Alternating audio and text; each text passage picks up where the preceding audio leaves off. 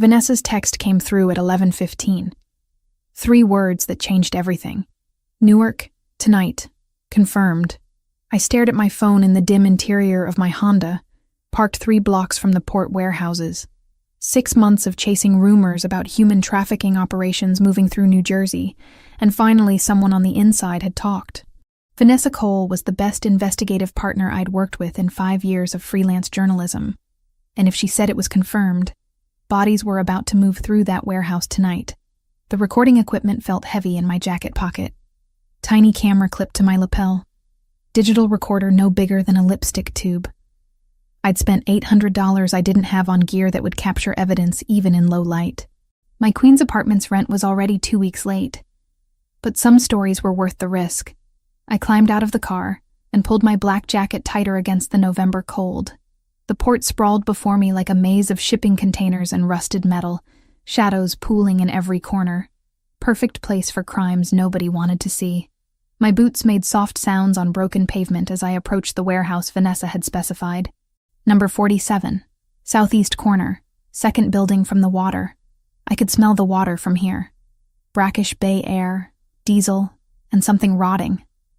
The side door was unlocked like she'd promised. I slipped inside and let my eyes adjust to the darkness.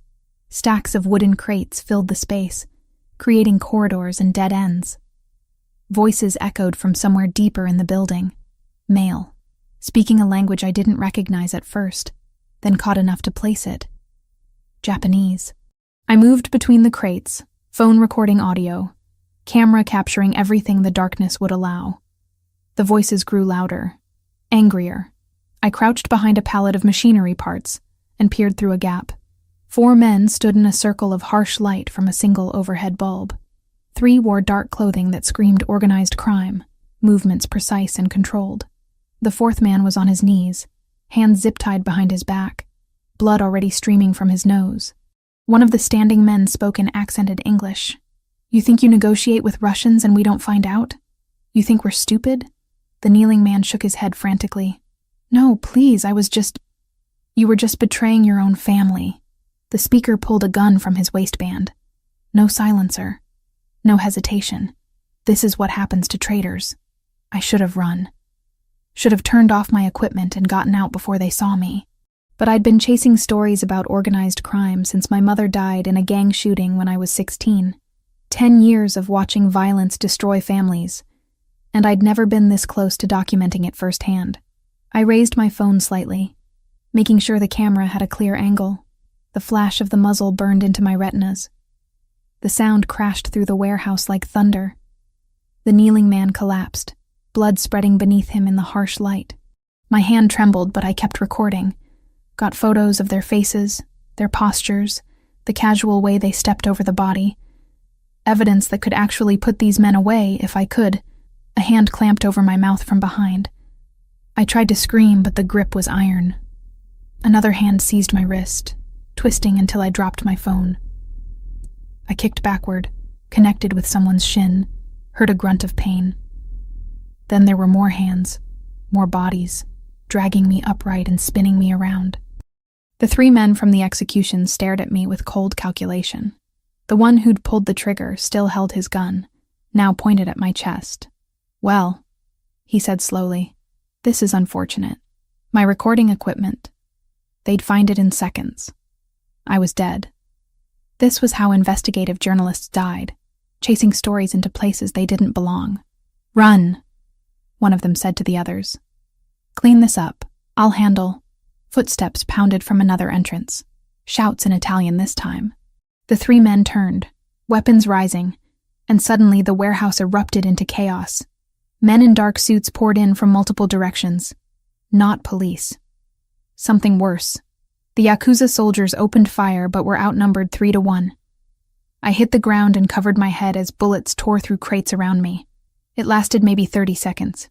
When the shooting stopped, the 3 Yakuza soldiers were either dead or fleeing. Strong hands grabbed my arms and hauled me to my feet.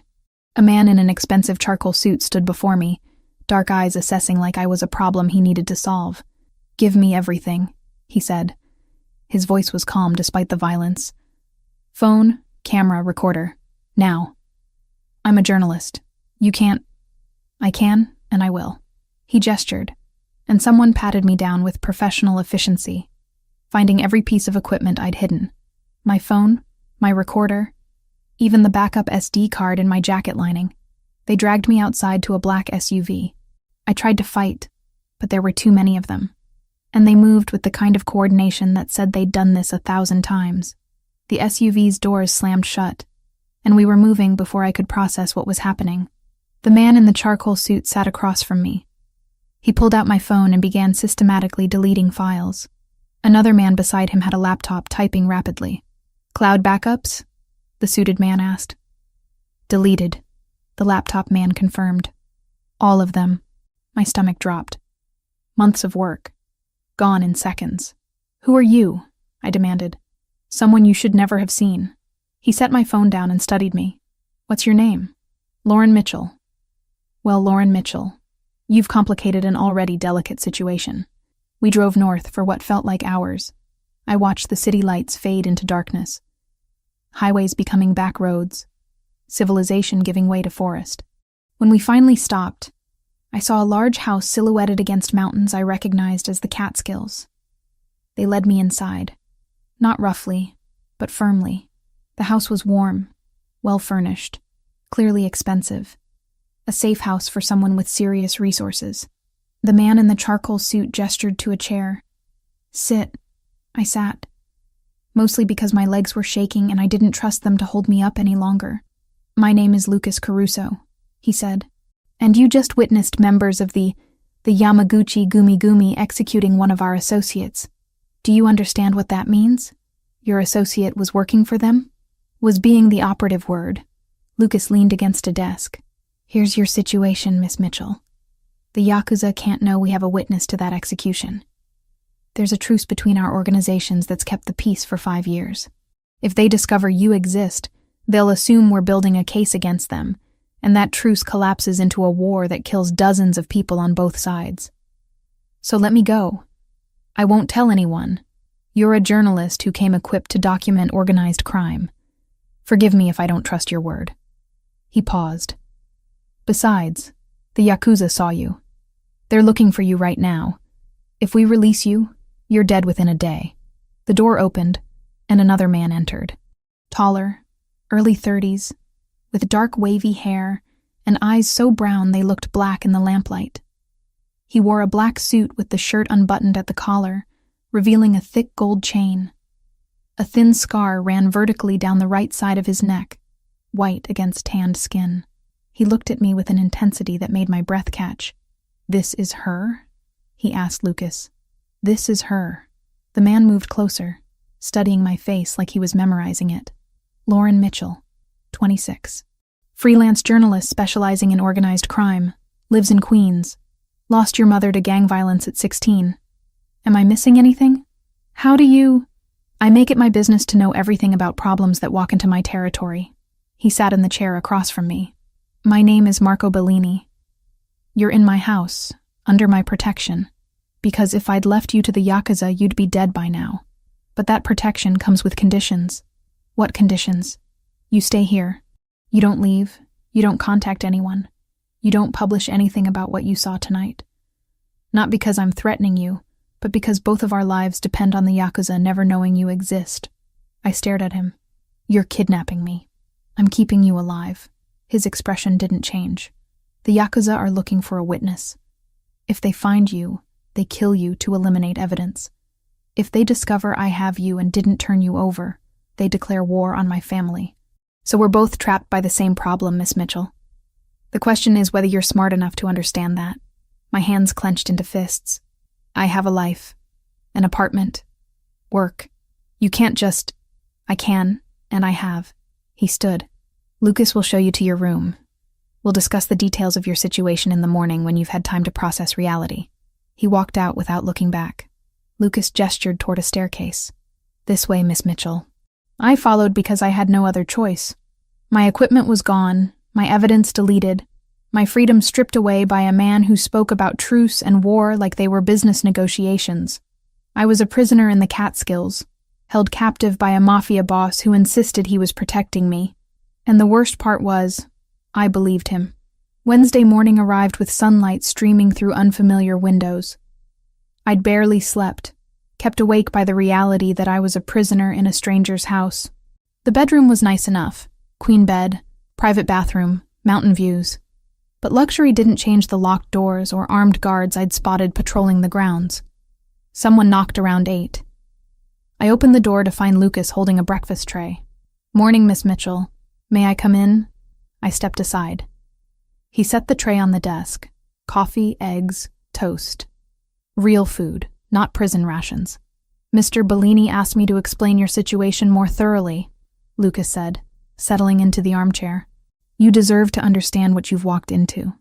I sat on the bed, wrapping my arms around myself. "Start with the truce you mentioned. 5 years ago, the Bellini family and the Yamaguchi Gumi were heading toward open warfare over territory disputes. Marco had just taken leadership after his father was assassinated. He was 20 years old, untested, surrounded by people who expected him to fail. Lucas poured coffee into 2 cups, handed me one. Instead of escalating, he negotiated. Drew clear boundaries. "The Yakuza controls certain operations, we control others. Nobody crosses those lines. Violence stays minimal. Profits maximize for everyone." And the man who died last night was negotiating with our rivals while pretending loyalty to both sides. The Yakuza executed him as a message. Marco knew it was coming, didn't interfere. That's how the truce works. Each side polices its own. I sipped the coffee. Strong, bitter, exactly what I needed. Until I showed up with a camera. Until you documented it, yes. Now the Yakuza knows a witness exists. If they discover Marco has you and didn't turn you over, they'll assume he's building a case to destroy them. 5 years of peace collapses and people die. Lots of people. So what happens to me? Lucas met my eyes. That depends on how smart you are. This isn't a negotiation, Miss Mitchell. You can't bargain your way out with promises you won't talk. We destroyed your evidence, but you still saw what you saw. The only thing keeping you alive right now is that the Yakuza doesn't know where you are. My hands tightened on the coffee cup. I have a life, an apartment, work that pays my rent. You can't just make me disappear. We already have. Your phone, may I have it, please? I'd forgotten they'd left it in my jacket pocket. Lucas held out his hand and I reluctantly gave it over. He powered it on, scrolled through notifications. 14 missed calls from Vanessa Cole, 11 text messages, 3 from your landlord about late rent. He looked up. Marco will show you these messages in a few days, let you see that people are looking for you, but you won't be able to respond. Not yet. Why are you telling me this? Because you're a journalist. You understand patterns, motivations, the bigger picture. Lucas set the phone aside. This situation isn't Marco punishing you. It's him protecting both of you from a war neither of you wants. Over the next 3 days, I learned the rhythms of the house. Guards change shifts every 12 hours. Lucas worked from a downstairs office, always professional, always watching. Marco himself was harder to pin down. Glimpses of him in hallways, phone calls conducted in Italian behind closed doors. I spent hours staring out windows at the Catskill Mountains, trying to process how completely my life had derailed. 10 years of building a career documenting organized crime, and one night had turned me from observer to captive. Thursday evening, Marco found me on the back porch. I'd discovered the guards would let me outside as long as I stayed within sight of the house. "Cold night to be outside," he said. "Needed air that doesn't smell like prison." He leaned against the railing beside me. "This isn't a prison. Try leaving and see what happens." "Fair point." He was quiet for a moment. "Lucas says you understand the situation now. I understand I'm collateral damage in someone else's war. You're a complication, not damage. There's a difference." Marco studied the darkening sky. "Why did you become a journalist?" The question caught me off guard. "Why does that matter?" "I'm curious. You chase stories about organized crime. That's not exactly safe work." I thought about lying, giving him some sanitized answer. But what was the point? My mother was killed when I was 16. Wrong place, wrong time. 2 gangs shooting at each other outside a convenience store, and she took a bullet meant for someone else. The police investigation lasted 3 days before they filed it away as unsolvable. Another dead body in a poor neighborhood, not worth their time. So you became a journalist to do what the police wouldn't, to expose the truth, to make people see what violence actually costs. I glanced at him. You're part of what killed her. People like you. I know. No defensiveness, no justification, just acknowledgement. My father was murdered when I was 17, shot twice in a restaurant parking lot by a rival family. My brother had been killed 2 years before that in a confrontation I still don't fully understand. I inherited this life, Miss Mitchell. I didn't choose it, but you stayed in it, built it. That was a choice. It was. By 17, I'd lost everyone who could have shown me another path. The family needed leadership, or it would collapse into chaos that would have killed dozens more. So I learned fast, made hard decisions, and survived long enough to become the man sitting here now. There was something in his voice. Not quite regret, but acknowledgement of weight carried. I'd expected a MAFIA boss to be arrogant, dismissive, maybe violent. Marco Bellini was none of those things. Calculated, yes. Dangerous, absolutely. But not the monster I'd built in my head. We're not that different, he said quietly. You documented violence trying to stop it. I control violence trying to minimize it. Both of us shaped by losing people we loved to worlds we couldn't control. Don't compare us. I've never killed anyone. No. But you've written stories that exposed people, destroyed lives, sent people to prison. You think your hands are clean because you used words instead of bullets? He stood. Violence takes many forms, Miss Mitchell. At least I'm honest about mine. He walked back inside, leaving me alone with thoughts I didn't want to examine too closely. Friday afternoon, Lucas burst into the living room where I'd been reading. His face was tight with concern. We have a problem. Someone in our organization leaked information to the Yakuza. They know we have a witness. My stomach dropped. How? We're investigating. But the damage is done. He pulled out his phone, made a call. Marco needs to know immediately. Within an hour, the house transformed. More guards arrived. Windows were checked, security systems upgraded. Marco and Lucas held tense conversations in rapid Italian that I couldn't follow. That evening, Marco found me in my room. Tomorrow I meet with the Yakuza commander. They're demanding answers about you. Are you going to give me up? Not if I can avoid it. He sat on the edge of the desk. But you need to understand what's at stake. If they force my hand, this truce dies, and people on both sides start killing each other. I'll do everything I can to protect you. But I won't lie about the cost. Why protect me at all? You don't know me, because turning you over to be executed proves I'm exactly the monster you think I am. And despite what you believe, I'm trying very hard not to be that man anymore. His dark eyes held mine. Besides, there's something about you. The way you look at the world, document it, try to change it. You're brave in ways I haven't been in years. My breath caught. The air between us felt charged, weighted with something neither of us would acknowledge. Get some sleep, Marco said, standing. Tomorrow's going to be complicated. After he left, I lay awake counting hours until dawn, wondering how a man who terrified me could also make me feel safer than I'd felt in years. Saturday morning shattered any illusion of safety I'd built over the past days. Marco left the house at dawn with Lucas, both wearing expressions I'd learned to recognize as dangerous. When they returned 3 hours later, the air itself felt different, heavier.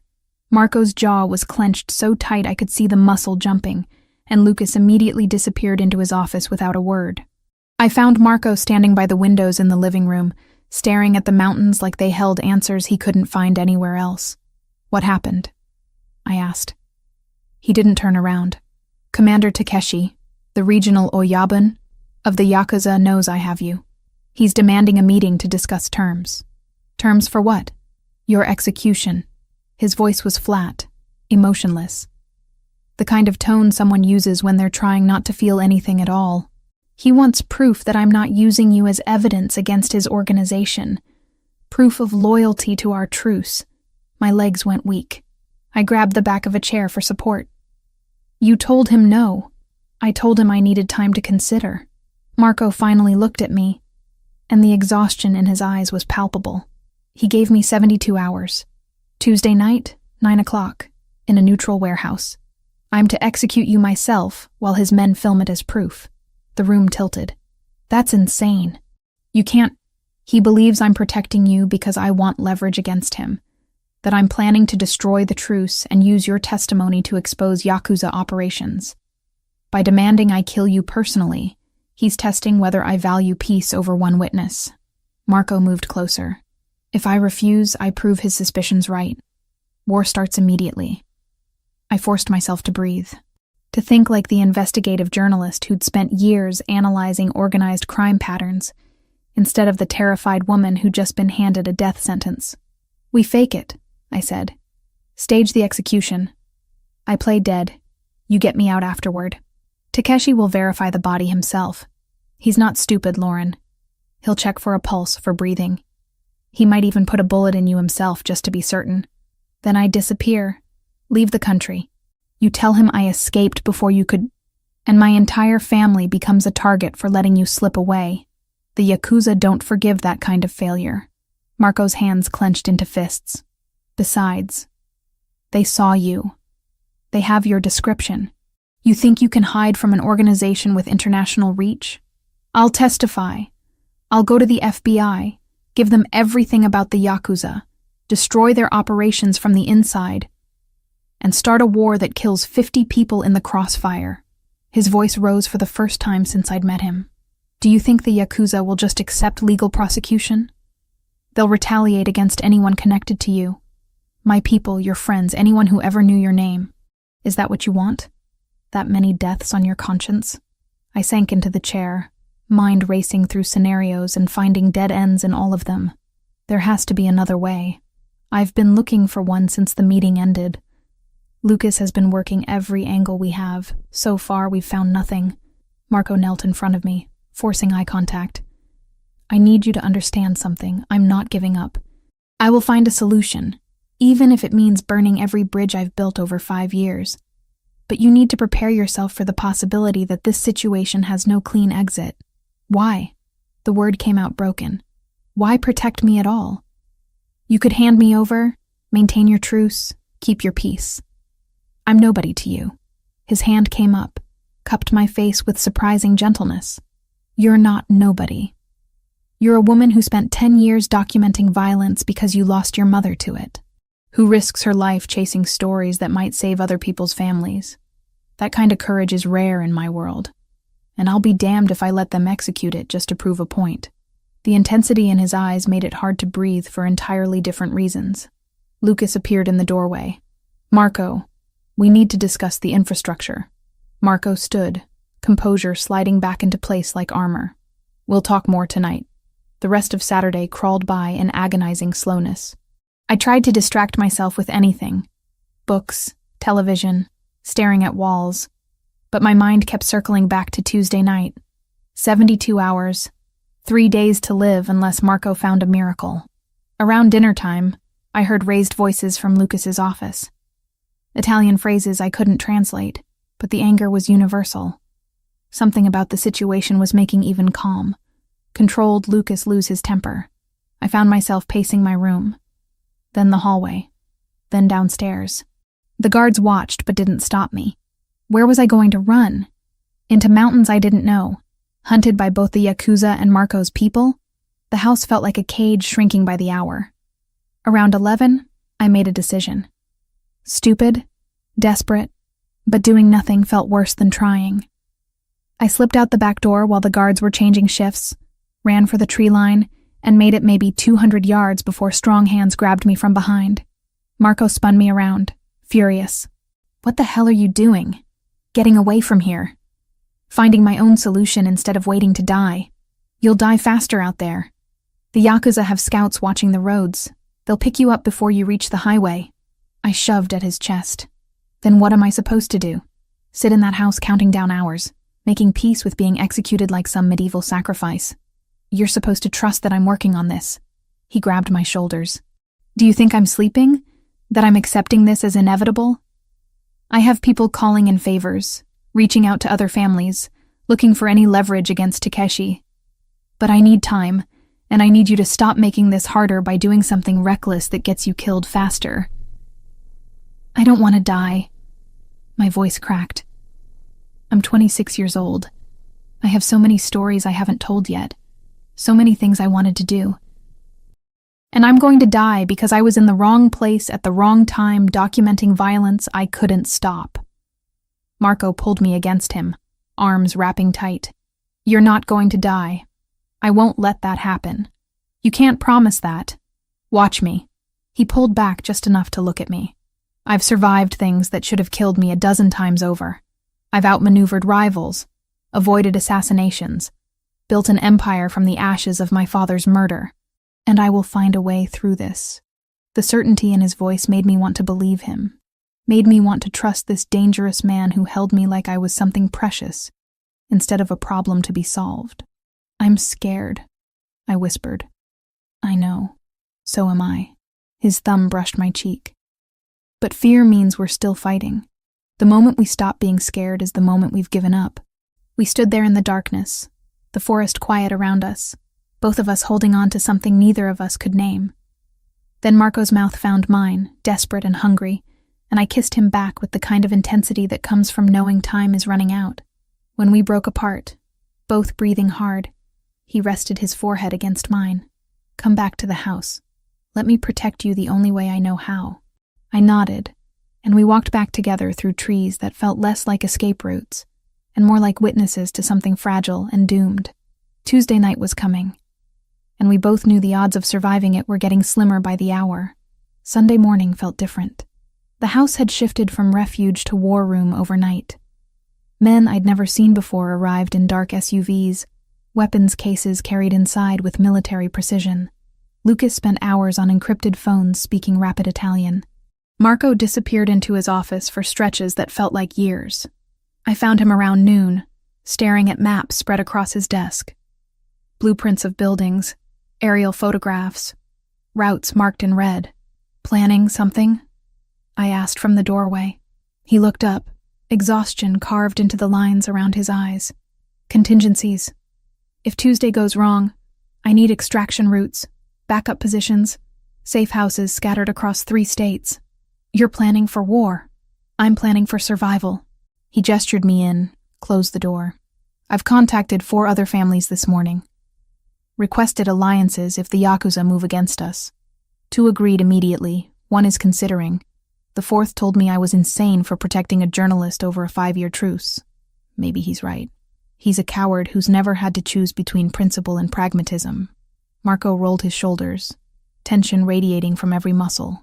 I've also had Lucas move weapons and personnel to positions around the warehouse Takeshi specified. If I'm walking into an execution, I'm going prepared. You're really doing this, choosing me over peace. I'm choosing what's right over what's easy. He moved closer. Which is something you've done your entire career, isn't it?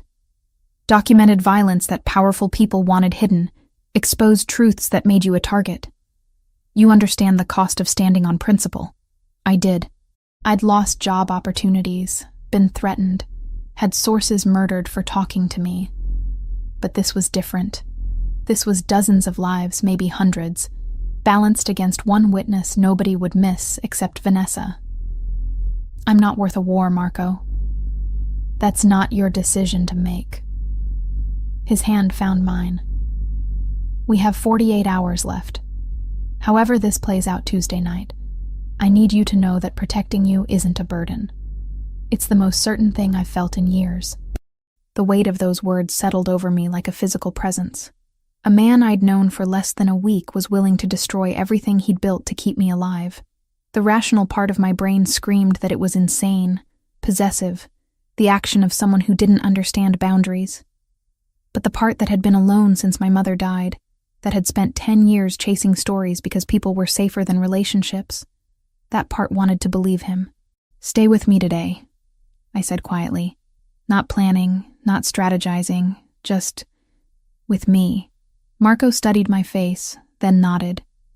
He told Lucas to handle the logistics, and led me upstairs to a library I hadn't discovered yet. Floor-to-ceiling bookshelves, leather furniture that smelled expensive, windows overlooking mountains that stretched forever. We talked for hours. Real conversation, not the guarded exchanges we'd had before. He told me about his brother, killed at 19 in a confrontation Marco still didn't fully understand. About his father, murdered in a restaurant parking lot while Marco waited for him to come home. About taking leadership at 20 and feeling like a child playing at being boss until he learned to become the man his family needed. I told him about my mother's funeral, attended by maybe 12 people because everyone she knew was too poor or too scared to take time off work. About my aunts who raised me, stern women who taught me to survive but not how to trust. About becoming a journalist because documentation felt safer than participation, observing violence from behind a camera instead of experiencing it directly. That's why you're so good at it, Marco said. You see patterns other people miss because you're always watching, always analyzing. It's also why you're terrible at asking for help. I'm asking now. Doesn't that count? You're accepting help you didn't ask for. There's a difference. He smiled slightly. You'd rather have died than admit you needed protection. Even now, part of you is trying to figure out how to solve this alone. He wasn't wrong. Every instinct I had screamed to handle my own problems, find my own solutions, never owe anyone anything they could hold over me later. My mother used to say that independence was survival, I said. That the moment you depended on someone, you gave them power to destroy you. She was right, and also completely wrong. Marco shifted closer. Yes, dependence creates vulnerability, but so does isolation. You've spent 10 years protecting yourself from being hurt by never letting anyone close enough to matter. How's that working? Says the MAFIA boss who probably has trust issues deeper than mine. Exactly my point. We're both damaged in the same way, just from different angles. His fingers trace patterns on my hand. Maybe that's why this works. We understand the cost of letting someone in. The sun shifted lower, golden light painting the room in amber.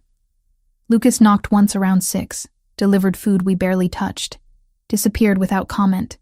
The house had gone quiet, guards positioned, preparations complete. Tuesday loomed like a storm we could see coming but couldn't avoid. Around 8, Marco's phone buzzed. He checked it, jaw tightening. Lucas found our leak. Young guy, one of his newer recruits. Yakuza offered him $50,000 to report on my activities. He's the one who told them about you. What happens to him? What do you think happens to traitors? Marco's voice was flat. This world doesn't have courtrooms or appeals. He made a choice, and it cost people their safety, including you. You're going to kill him. I'm going to eliminate a threat before he does more damage. If that offends your journalistic principles, I apologize. But I won't apologize for protecting my family from someone who sold us out for cash. He left the library, returned an hour later. Didn't tell me details. Didn't need to. The blood on his knuckles told me everything. I should have been horrified. Should have recoiled from a man who just committed murder, like it was routine business. Instead, I found myself understanding the brutal logic of it. In his world, betrayal meant death because anything less created weakness that enemies exploited. I'm not going to pretend I'm okay with this, I said when he came back. But I understand why you did it. That's all I can ask. He washed his hands in the library's small bathroom, methodical and thorough. 24 hours, Lauren. Then we walk into that warehouse and find out if my plan works, or if we both die trying. The words should have terrified me. Instead, they crystallized something I'd been avoiding since that first night. I wasn't walking into that warehouse as his captive or his responsibility. I was walking in as his partner, someone who'd chosen to trust him despite every instinct screaming otherwise. That night, we didn't discuss strategy or backup plans. We went to his room and made love with the kind of desperate intensity that comes from knowing tomorrow might not exist. His hands memorized my body like he was documenting evidence. My mouth traced every scar, every line, every part of him that had survived when others hadn't. Afterward, lying in the darkness with his heart beating against my back, I whispered the truth I'd been hiding. I don't want to die, but if I have to, I'm glad it's with you. His arms tightened around me. You're not dying. Not on Tuesday. Not ever if I can prevent it. I've survived too much to lose someone who actually matters. Monday morning arrived with cold clarity. Marco met with his people, finalizing positions, reviewing contingencies. I watched from the library as SUVs departed, carrying men who would hide in warehouse beams or position themselves on surrounding rooftops. An army preparing for battle disguised as an execution. Lucas found me around noon. He's going to get himself killed protecting you. You know that, right? I know. I've tried talking him out of it. Not hard enough. Lucas sat heavily. Marco's been building this empire for 12 years. Everything he's accomplished, every alliance he's forged, every enemy he's neutralized. And he's willing to burn it all for someone he's known a week. Then tell him to hand me over. Save his empire. I can't. Because despite how insane this is, it's the most like himself I've seen him in years. Lucas looked at me. He's been playing a role for so long. The calculating boss, the strategic leader, the man who always chooses pragmatism. You reminded him there's more to life than survival, and now he's choosing principle over safety, even if it destroys him. I never asked for that. No, but you inspired it anyway. He stood. If we survive Tuesday, take care of him. God knows he's terrible at taking care of himself. The day crawled toward evening. Marco came to find me as the sun set, turning the mountains blood red against the darkening sky. Ready? He asked. For what? Tomorrow. The warehouse. Whatever comes after. I thought about my mother, shot down in a convenience store parking lot because violence found her anyway. Thought about 10 years documenting pain from safe distances, never getting close enough to be hurt. I'm ready to stop hiding, I said, whatever that costs. Marco pulled me close, and we stood watching darkness swallow the mountains, both of us knowing that Tuesday night would change everything, or end it completely. Tuesday night arrived wrapped in storm clouds that promised violence before we even left the house. Marco found me standing by the window, watching darkness swallow the mountains. He wore all black, suit, shirt, even the tie he rarely bothered with. The gold chain was gone. He looked like he was dressed for a funeral. Maybe he was. It's time, he said quietly. I turned. Lucas waited by the door with 2 guards I recognized from the house. Everyone moved with the kind of calm that came from accepting death as a possible outcome. My hands, I said. They need to look tied. Marco produced zip ties, the plastic kind that cut into skin if you struggled. I'll make them loose, but they have to look real. He bound my wrists behind my back, testing the tightness. Tight enough to convince. Loose enough that I could slip them if I had to. His fingers lingered on my skin. Whatever happens in that warehouse, he said, don't fight me. Don't run. Trust that I know what I'm doing. And if you don't, then we die together, which is better than most people get. The drive took 90 minutes through winding mountain roads. Nobody spoke. Lucas checked his phone constantly, coordinating with people I couldn't see.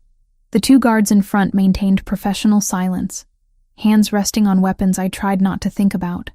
We arrived at 8:45. The warehouse squatted in an industrial area that looked abandoned even before the recession. Rusted shipping containers, broken pavement, security lights that probably hadn't worked in years. Perfect place for an execution nobody would witness. Or a massacre nobody would survive. 3 black SUVs were already parked outside. As we pulled up, men emerged from the vehicles. 6 of them, all wearing dark clothing that screamed Yakuza. They moved with military precision, weapons visible but not yet drawn. One man stood apart from the others. Older, maybe 50, with silver threading his black hair. Commander Takeshi. Even from a distance, his authority was obvious in the way the others deferred to him. Marco climbed out first. Lucas followed, then the 2 guards. I was pulled from the vehicle last, stumbling slightly as they made it look like I was being dragged. Takeshi smiled. Actually smiled, like this was a pleasant social occasion instead of a murder. Mr. Bellini? Punctual as always. Commander Takeshi. Marco's voice was flat, professional. I've brought what you requested. Takeshi's eyes found me. Cold calculation, no emotion. I was a problem being eliminated, nothing more. The witness. Excellent. Shall we proceed inside? The warehouse interior was vast and empty, except for a single metal chair positioned under a harsh overhead light. Someone had staged this carefully. Theatrical. A performance meant to be documented and remembered. They shoved me toward the chair. I didn't have to fake my fear as they tied me down, the metal cold against my back, the light blinding after the darkness outside. My wrists were bound to the chair arms, legs to the legs, completely immobilized. The 6 Yakuza soldiers fanned out in a semicircle behind Takeshi, forming a wall of bodies between us and the exit. All of them had weapons now. Visible threats. Marco, Lucas, and the 2 guards stood isolated, outnumbered, exactly where Takeshi wanted them. "You understand what must happen now," Takeshi said, pulling a Glock from his jacket. He held it out to Marco. "Proof of loyalty. Filmed proof that you choose our alliance over this woman." Marco took the gun, checked the chamber with practiced ease, loaded and ready. Takeshi pulled out his phone, held it up. "For the record, Mr. Marco Bellini executing the witness to our mutual operation, demonstrating his continued commitment to the peace between our organizations." Marco walked toward me. Each step echoed in the vast space. His face was unreadable, the mask of the MAFIA boss who'd survived a dozen years of violence through calculated decisions and zero hesitation. He positioned himself behind my chair. The gun came up, cold metal pressing against my temple. My heart hammered so hard I thought it might explode. This was it. The moment where Marco chose peace over principle, where I died to maintain a truce that had kept 50 people from killing each other for 5 years. I closed my eyes, thought about my mother, shot down in a parking lot when I was 16. At least I'd tried to document the violence, expose it, maybe save someone else. That had to count for something. Marco leaned down, mouth close to my ear. His breath was warm against my skin, so quiet that only I could hear. He whispered 3 words. "Forgive me for this." My breath caught. This was goodbye. He was apologizing for what he had to do, for failing to find another way, for... The gunshot shattered my thoughts, but I wasn't dead. Marco spun away from me, the Glock aimed at Takeshi. The bullet had punched through the commander's forehead, spraying blood across the concrete. He dropped like a puppet with cut strings, phone clattering beside his body. Chaos erupted. The 6 Yakuza soldiers reached for weapons. Lucas and the 2 guards drew faster, opening fire before the enemy could react. Muzzle flashes lit the warehouse like lightning strikes. The sound was deafening, each shot crashing into my ears until I couldn't hear anything but the constant thunder of gunfire. Men appeared in the warehouse beams above. Marco's people positioned hours ago, raining bullets down on the Yakuza below. 3 men dropped immediately. 2 more tried to find cover, but there was none. The last one got off 2 shots before a bullet took him in the chest. The shooting burned itself out in under a minute. When the shooting stopped, all 6 Yakuza were down, dead or dying. My ears rang. Smoke drifted through the light. Marco was suddenly there, cutting my restraints with a knife I hadn't seen him draw. His hands were steady despite having just killed 7 people. "Can you walk?" I nodded, not trusting my voice. He pulled me up and immediately positioned himself between me and the bodies, shielding me from the worst of what he'd done. Lucas shouted something I couldn't hear over the ringing. Marco grabbed my hand and ran, pulling me toward a side exit I hadn't noticed before. The 2 guards flanked us, weapons still drawn, scanning for threats. We burst through the door into pouring rain. The storm had finally broken, water hammering down so hard I could barely see. An SUV screeched to a stop beside us. Marco shoved me into the back seat and dove in after me, covering my body with his as Lucas floored the accelerator. Behind us, the warehouse exploded. Literally exploded, flames erupting from windows as the explosives Marco had planted earlier detonated. The blast rocked our vehicle, but we were already speeding away, putting distance between us and the carnage. I couldn't stop shaking. Marco held me against him, one hand cradling my head, the other checking me for injuries I didn't have. "You're okay," he kept saying. "You're safe. I've got you." The words finally penetrated the shock. I pulled back enough to look at him. "You said forgive me." "I did.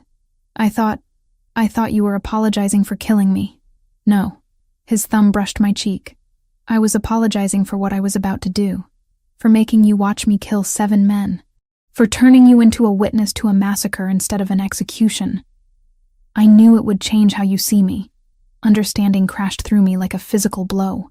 The whispered apology wasn't about my death. It was about my survival, and what it would cost me to live with what he was capable of. "You planned this from the beginning," I said. "The explosives, the men in the beams, Everything. The moment Takeshi demanded I kill you, I started planning to kill him instead. The truce is over. War starts tonight, but you're alive, and that's all that matters. Lucas drove like we were being chased by demons. Maybe we were. Somewhere behind us, the Yakuza would be regrouping, calling in reinforcements, realizing their commander and 6 men were dead. Marco had just declared war on an organization that had controlled criminal operations for decades. And he'd done it to protect a journalist he'd known for 10 days. I should have been horrified. Should have recoiled from a man who could orchestrate mass murder with such calculated precision. Instead, I pressed closer to him, let him hold me while rain battered the windows, and Lucas drove us into a future that promised only violence and uncertainty. Marco had chosen me over peace, had whispered an apology before committing murder because he knew the cost it would exact on my soul, and somehow, impossibly, that made me trust him more than any promise of safety ever could. Wednesday morning arrived with sirens in the distance and smoke rising from somewhere in the city below. War had officially begun. I woke to the sound of Marco's voice, sharp and commanding in rapid Italian. Through the bedroom door I caught fragments. Orders, coordinates, body counts. The language of retaliation spoken with clinical precision. Lucas appeared around 8 with coffee and news neither of us wanted. 3 of our establishments were hit last night. 2 burned completely. 1 damaged but salvageable. 2 men ambushed leaving the restaurant on 5th. Both dead before backup arrived. The coffee turned bitter in my mouth. 2 men. Dead because Marco had chosen to protect me instead of executing me like Takeshi demanded. The Yakuza? I asked. Obviously. Lucas sat heavily. They're making their position clear. Every death, every fire, every attack is them saying Marco made the wrong choice Tuesday night. He did make the wrong choice. I should have died. Don't. Lucas's voice was sharp. Don't make their deaths about guilt when they signed up knowing violence was part of this life. They died because the Yakuza are murderers, not because Marco protected an innocent woman. But I couldn't shake the weight. Those men had families, people who loved them, and they were gone because I'd walked into a warehouse with a camera. Marco found me on the back porch an hour later, staring at mountains that looked different now. Less like refuge, more like prison walls. You heard, he said. I heard. I didn't look at him. How many more will die before this ends? However many it takes. No apology in his voice. The Yakuza started this by demanding your execution. I'm finishing it by making them regret that demand. By destroying them. By defending my territory and my people. Which now includes you, whether you asked for it or not. He moved closer. Last night we hit their heroin distribution warehouse. Burned $2 million of product. This morning we dismantled their extortion operation in Jersey. By tonight, they'll have lost more in retaliation than they cost us. I finally looked at him. Really looked. The man who'd held me in the warehouse, who'd apologized before committing murder, was gone. In his place stood the MAFIA boss who'd survived 12 years through calculated violence and zero mercy. I don't recognize you right now, I said quietly. Good. This is who I actually am. The man you met last week was the version of myself I show when peace is an option. This is what I become when war is necessary. His dark eyes held mine. If that's too much for you to accept, say so now. But don't pretend you didn't know what I was capable of. He walked back inside, leaving me alone with the truth that I'd been trying to avoid. Marco Bellini wasn't a good man playing at being dangerous. He was a dangerous man who occasionally chose mercy when it served his purposes. And I'd fallen for him anyway. The next 3 days blurred together in a haze of fear and exhaustion. The Catskills house transformed into a fortress. Guards doubled, weapons everywhere. Marco and Lucas worked from the office, coordinating attacks and defenses with the kind of military precision that spoke to years of experience. I tried to help however I could, but mostly I stayed out of the way, watched news reports about mysterious fires and gang violence escalating across 3 states. Listened to Marco give orders that resulted in people dying somewhere I couldn't see. The nightmares started Thursday night. I'd close my eyes and see the warehouse, muzzle flashes, blood spreading across concrete, Takeshi's head snapping back as Marco's bullet found its target. I'd wake gasping, sheets soaked with sweat, heart hammering like I was still tied to that chair waiting to die. Friday morning, I dropped a coffee cup in the kitchen. It shattered, the sound sharp and sudden, and I was on the floor with my hands over my head before I'd consciously processed the noise. Lucas found me there, shaking, unable to stand. He helped me up without comment, cleaned the broken ceramic, handed me water and sat with me until my breathing normalized. PTSD, he said quietly. Happens to soldiers. Happens to civilians who witness violence. Your brain is processing trauma. I'm fine. You're not. And that's okay. He stood. Marco's seen it before in people who survive attacks. Give yourself time. But time felt like a luxury I didn't have. Every day brought new reports of casualties. 3 more Yakuza operations destroyed. 5 of Marco's men injured in retaliatory strikes, 1 critically. The violence was escalating, spreading, consuming everything in its path. Saturday afternoon, I finally confronted what I'd been avoiding. Marco was in his office reviewing surveillance footage when I walked in and closed the door. I can't do this, I said. He looked up, expression carefully neutral. Can't do what? This. Us. Watching you orchestrate murder like it's routine business. Jumping at loud noises because I keep seeing people die. Knowing that every decision you make results in someone's family getting destroyed. My voice cracked. I'm grateful you saved me. But I don't know if I can stay in a world where violence is the only language anyone speaks. Marco stood slowly. Then leave. I'll have Lucas arrange transportation. New identity, money, protection, until the Yakuza situation resolves. You'll be safe. Just like that? You'd let me go. I'd never force you to stay somewhere you don't want to be. That's not protection, Lauren. That's imprisonment. He moved closer. But before you make that decision, understand something. I don't regret Tuesday night. I don't regret killing Takeshi or starting this war. And I don't regret protecting you. If you leave, I'll miss you. But I won't apologize for being exactly who I've always been. His honesty stripped away any illusion I'd been clinging to. This was the choice. Accept Marco as he actually was. Violence, strategy, calculated brutality, or walk away towards safety that felt hollow. I thought about my mother, shot down in a convenience store parking lot. About 10 years documenting violence from safe distances, judging people whose lives I'd never understood.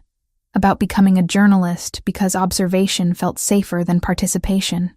I spent my whole life judging people like you, I said, writing stories that exposed organized crime without understanding why anyone would choose it. My mother died in your world, and I hated everyone connected to it. But being here, seeing how you operate, watching you minimize violence when you can and deploy it strategically when you must, it's more complicated than I wanted to believe. It is. And I won't pretend otherwise just to make you more comfortable. I moved to the desk where he'd spread documents. Maps, photographs, financial records.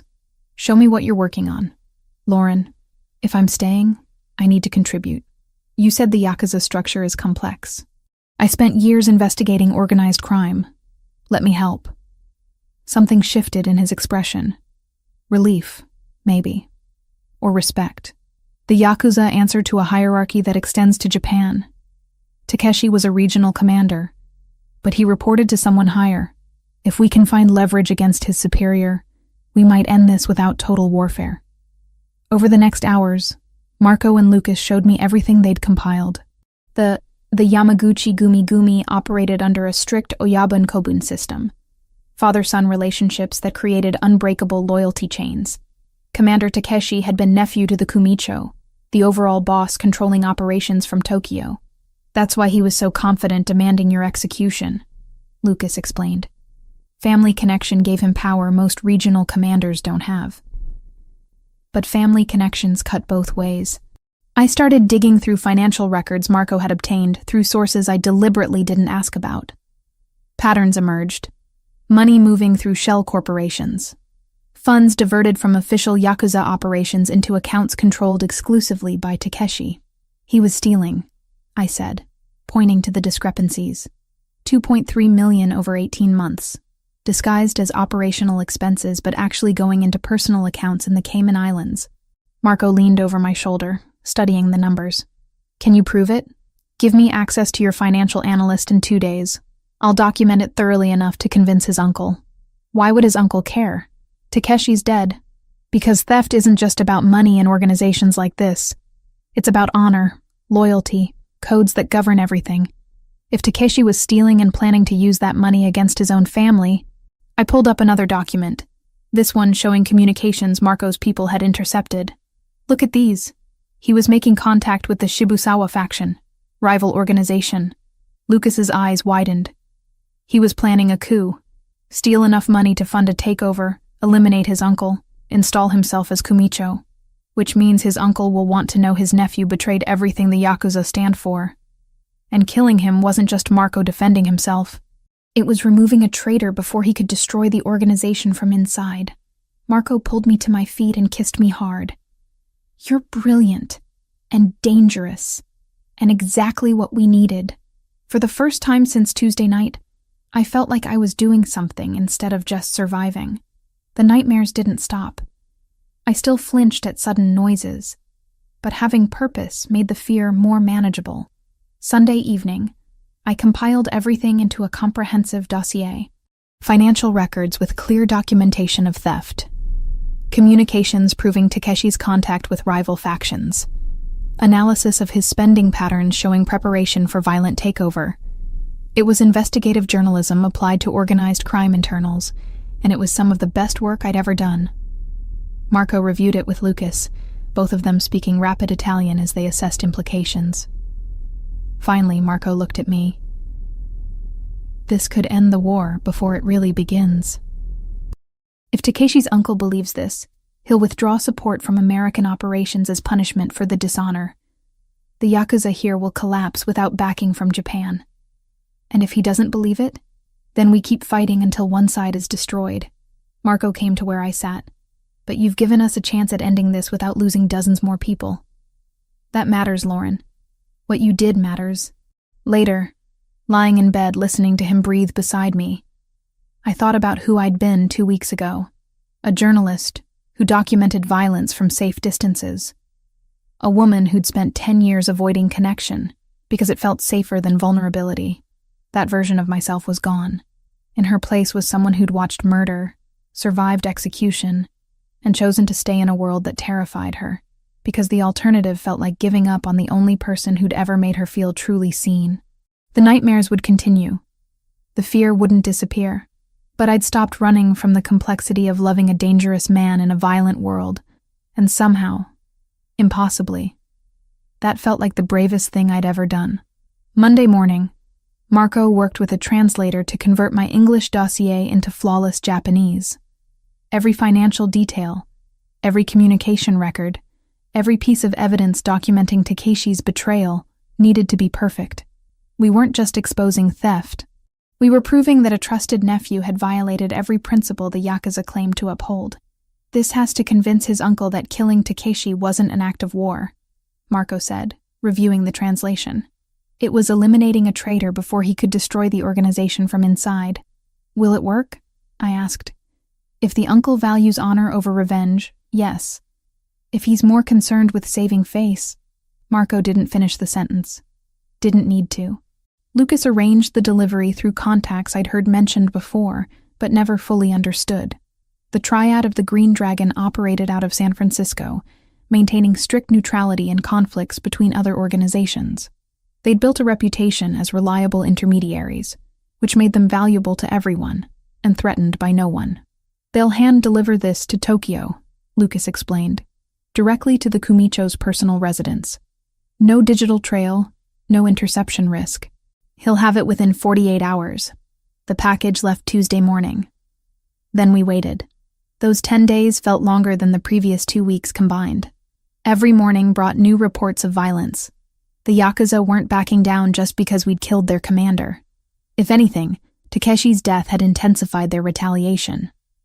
Wednesday, 2 of Marco's men were ambushed leaving a restaurant in Newark. Both survived, but one took 3 bullets and spent 6 hours in surgery. Marco visited him in the private hospital. Came back hollow-eyed and silent. Thursday. A shipment of legitimate construction materials was intercepted and burned. $50,000 of lumber and steel turned to ash because the Yakuza wanted to prove they could strike anywhere. Friday morning, Lucas got the call nobody wanted. Joey Moretti, one of the guards who'd been wounded Wednesday, had died from complications. Internal bleeding the doctors missed during surgery. He was 28 years old, married, with a daughter who'd just turned 3. I watched Marco take the news standing by the windows, his back rigid with tension. He didn't speak for a full minute. When he finally turned around, the exhaustion in his eyes was devastating. "That makes 3, he said quietly. 3 men dead because I chose to protect you instead of maintaining peace. Marco, I'm not blaming you. I'm counting the cost." He moved to the desk, pulled out his phone. "Joey's family gets full benefits. College fund for his daughter, mortgage paid off, monthly stipend for his wife. Lucas, make sure it's handled today." "Already in motion," Lucas confirmed. The funeral was scheduled for Sunday in Brooklyn. Marco insisted on attending despite the security risk. "Joey died serving my family. The least I can do is show up for his." Sunday morning arrived cold and gray, matching the mood perfectly. We drove to Brooklyn in a 3-car convoy, guards positioned in vehicles front and back. The church was small, brick exterior showing its age, windows covered with security bars that spoke to the neighborhood's realities. Joey's widow sat in the front pew, holding their daughter. The little girl wore a black dress and kept asking in a voice that carried through the whole church when Daddy was coming home. Her mother's attempts to quiet her only made it worse. I'd documented dozens of funerals for my investigative work, photographed grieving families, interviewed widows, written stories about the human cost of gang violence, but sitting there watching that 3-year-old ask for her father, knowing I was part of the reason he was dead, destroyed something inside me. Marco stood when it was time for eulogies. He spoke briefly, describing Joey as loyal, brave, someone who'd made the ultimate sacrifice protecting his family. His voice never wavered, but I could see the tension in his shoulders, the way his jaw clenched between sentences. After the service, Marco approached the widow privately. I watched from a distance as he spoke to her, presumably about the financial arrangements. She nodded, crying, and then did something unexpected. She hugged him. Not the brief, obligatory embrace of formality, but a genuine hug that lasted several seconds. "She thanked me," Marco said when we got back to the car, "for taking care of them, for making sure Joey's death wasn't meaningless." He stared out the window. "I got her husband killed and she thanked me." "You didn't get him killed. The Yakuza did. I gave them reason to strike. That makes me responsible regardless of who pulled the trigger." He was quiet for the rest of the drive back to the Catskills. Monday morning, 10 days after we'd sent the dossier, Lucas burst into the dining room where I was having breakfast. His expression was unreadable. Tokyo responded. Marco appeared from his office so fast he must have been waiting nearby. And the uncle investigated everything, confirmed the theft, the communications with the Shibusawa faction, the planning for a coup. He's furious that his nephew betrayed the organization. Lucas pulled up something on his tablet. "Official statement withdraws all support from Yakuza American operations, effective immediately. As punishment for the dishonor Takeshi brought to the family name, he's ordering complete evacuation of Northeastern Territory." The silence that followed was profound. Marco sat heavily in the nearest chair. "It's over?" I asked. "The war is over," Lucas confirmed. "The uncle is pulling everyone back to Japan. Without his backing, the American operations can't sustain themselves. They'll scatter, try to rebuild elsewhere. But our territory is clear. At what cost?" Marco's voice was flat. 3 dead, 5 wounded, 2 still in hospital, 4 businesses damaged, relationships with other families strained because they had to choose sides. And for what? To prove I wouldn't execute an innocent woman? To prove you have principles, I said. That you're more than just calculated violence and strategic decisions. That matters, Marco. He looked at me with exhaustion carved into every line of his face. Does it? Joey's daughter is growing up without a father. 2 other families are burying people they loved. That's the cost of my principles. Lucas left us alone. Marco stood slowly, moved to the windows overlooking mountains that had witnessed everything. I can arrange your exit now, he said quietly. New identity? Relocation funds? Protection until we're certain the Yakuza threat is completely neutralized. You'd be free to restart your life somewhere safe. Is that what you want? What I want doesn't matter. You came into this world against your will, watched me commit murder, lived through a war you never asked to be part of. I won't trap you here out of some selfish desire to keep you close. I moved to stand beside him. What if I want to stay? Then you need to understand what that means. This won't be the last conflict. There will always be rivals, threats, situations that require violence I'd prefer to avoid. I can't promise you safety or peace or any of the things you deserve. I don't need promises. I need terms. I'd been thinking about this for days, planning this conversation. I stay, but I go back to work. Real work, investigative journalism. I'll focus on organizations that don't follow codes, human trafficking operations, exploitation rings, the kind of criminal enterprises that exist just to cause suffering. I'll keep your world and my work separate. And you respect that boundary. Marco studied my face. You're asking for independence within this relationship. I'm asking for partnership instead of protection. I'm choosing to be here, but I won't be helpless or dependent. That's not who I am. A smile ghosted across his expression, the first I'd seen since Joey's funeral. Deal. But the moment you're in danger, those boundaries disappear, and I do whatever's necessary to keep you alive. I wouldn't expect anything less. He pulled me close, and we stood watching mountains that had witnessed our entire impossible story. From captive to partner. From enemy to something neither of us had names for yet. The war was over. The Yakuza were retreating. 3 men had died and 5 more carried injuries they'd never fully recover from. But we had survived. And somehow we had found something worth the cost. 6 months changed everything about my life except the nightmares. They still came sometimes. Usually when stress ran high or I worked too late. I'd wake gasping, sheets twisted around my legs, seeing muzzle flashes and blood spreading across concrete. But they were less frequent now. Manageable. The kind of scars you learn to live with instead of letting them destroy you. My apartment in Queens looked exactly as I'd left it that Tuesday night in November when I'd driven to Newark chasing a story. Same narrow kitchen, same water stain on the ceiling, same view of buildings that had seen better decades, but now it was a choice instead of necessity. I could afford better, but something about keeping this place felt important. A reminder of who I'd been before Marco Bellini turned my world inside out. I spent maybe 3 nights a week here. The rest of the time I was in the Catskills or occasionally at Marco's Tribeca place when business required him in the city. We'd settled into a rhythm that worked for us. Separate spaces that occasionally overlapped. Independence within intimacy. Partnership instead of possession. The investigative series I'd written with Vanessa had just been nominated for a Pulitzer. 4 parts documenting human trafficking operations running through West Coast ports, deliberately far from Marco's northeastern territory. We'd spent 3 months researching, another 2 writing, and the result was some of the best journalism either of us had ever produced. Vanessa had asked exactly 3 questions about my disappearance last November. Where had I been? Was I safe? Was I staying safe? I'd answered truthfully within the boundaries I could maintain. With someone.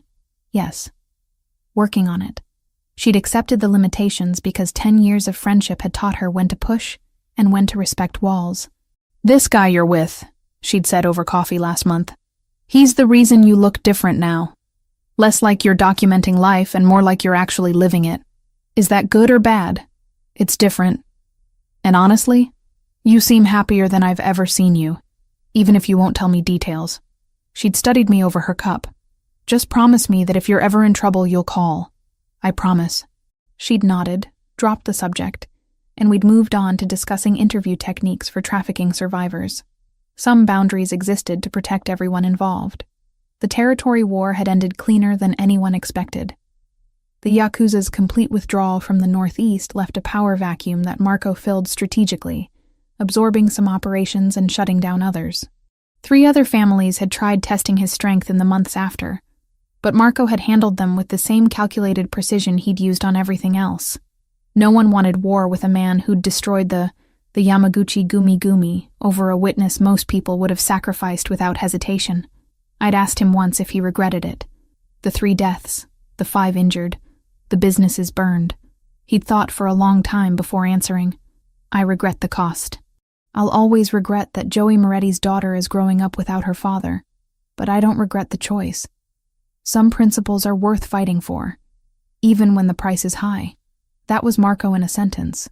Willing to pay costs most people couldn't imagine, but never pretending those costs didn't matter. Today was Saturday, and I'd driven up to the site where everything had started. The warehouse in Newark where I'd witnessed an execution, where Marco's men had intercepted me before the Yakuza could, where my entire life had pivoted on a decision I hadn't even known I was making. It was gone now. Demolished 3 months ago. Replaced by an empty lot waiting for developers who'd probably never come. The neighborhood was too far gone, too associated with violence and industrial decay. Nobody wanted to invest here. I stood on cracked pavement, camera hanging unused around my neck, trying to remember the person I'd been that Tuesday night. So certain that documentation mattered more than participation. So convinced that keeping distance was the same as staying safe. A car pulled up behind me. I knew the engine sound by now. Marco climbed out and came to stand beside me, hands in his jacket pockets, following my gaze to the empty lot. "You didn't tell me you were coming here," he said. "Decided this morning. Wanted to see it one last time before they build over it. They're not building. City's condemning the whole block." He studied my face. "Why come at all?" I thought about how to answer. This is where I died, in a way. The person I was before, who thought she had everything figured out. She ended that night, and someone else took her place. Someone better? Someone braver? Or maybe just someone who stopped confusing caution with wisdom. I turned to face him. I keep thinking about my mother. She died in a parking lot because 2 gangs decided that block belonged to them. Random violence that destroyed my family. For years, I blamed everyone in your world for what happened to her. And now? Now I understand it's more complicated. You didn't kill her. People like you, some of them minimize violence, maintain codes, try to keep civilians out of crossfire. Others don't care. She died because the ones who killed her valued territory over human life. I paused. You would never have let that happen. You'd have handled the dispute differently. You're giving me credit I don't deserve. I'm acknowledging complexity I used to refuse to see. I took his hand. My mother would have hated that I'm with you. But she also taught me to think for myself. Question assumptions. Never let anyone else define my reality. So maybe she'd understand. Marco pulled me closer. That night in the warehouse, when I whispered "forgive me," I genuinely believed you'd never forgive what I was about to do. That watching me kill 7 men would destroy whatever was building between us. It almost did. I had weeks where I couldn't reconcile the man who held me with the man who orchestrated that massacre. I rested my head against his chest, but you didn't do it casually. You did it to protect me, knowing it would cost you peace. That mattered more than the violence itself. We stood in the lot where everything had changed, holding each other while traffic moved past, and the city continued its indifferent rhythm. Eventually, Marco checked his phone and sighed. Lucas needs me back. Some situation with the construction union contract. Always something. Always. He kissed my forehead. You coming back tonight or staying in Queens? Back. I've got editing to finish, and your office has better internet. We drove separately, his SUV leading while I followed in my Honda. The route north was familiar now. Highways becoming back roads, becoming mountain curves that still took my breath away. By the time we reached the Catskills house, afternoon was fading into evening. Lucas was waiting in the office, surrounded by papers and looking more stressed than usual. He brightened slightly when he saw me. Lauren, good. Maybe you can talk sense into him. About what? He wants to personally handle a negotiation with the Santoro family. I'm saying send someone expendable in case it goes bad. Marco rolled his eyes. The Santoros respect strength. Sending a subordinate says we're afraid. Sending you says we're stupid if they decide to eliminate competition. I settled into the chair by Marco's desk and pulled out my laptop. I'm staying out of this one. Business decisions are your department. They argued for 20 minutes in a mix of English and Italian, while I worked on editing an article about police corruption in Baltimore. The investigation had taken 2 months and would probably piss off a dozen people with badges, but the evidence was solid. Sometimes journalism meant making enemies of people who were supposed to be protecting citizens. Eventually, Lucas left with a compromise neither of them seemed happy with. Marco sat heavily in his chair and ran both hands through his hair. "Tell me about your article." I did. Explained the corruption patterns I'd found, the officers taking bribes from drug dealers, the systematic cover-ups. Marco listened with the focus he brought to everything, asking questions that proved he understood both the journalism and the implications. "You're going to need security when this publishes," he said finally. "I know. Already arranging it through a private firm Vanessa recommended. Use my people instead." "Marco, not negotiable. You're investigating dirty cops who probably have connections to organized crime. That makes this my world overlapping yours, which means my resources apply." His tone left no room for argument. "Besides, my people are better trained than any private security firm." He was right, and we both knew it.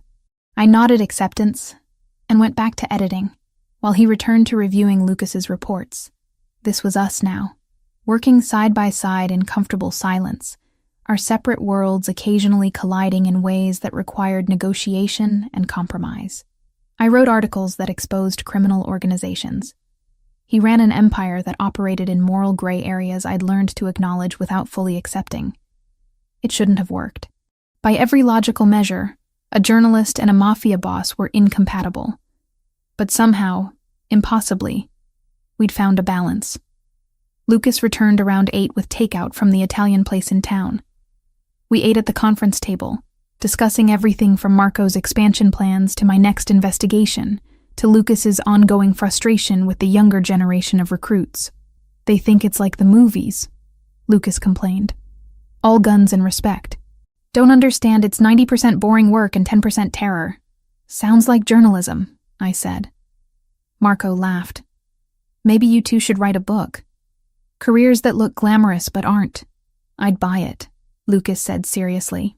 After dinner, Marco and I retreated to the bedroom that had become partly mine over the past months. I'd brought clothes, books, equipment, made space for myself in his world the same way he'd made space for me.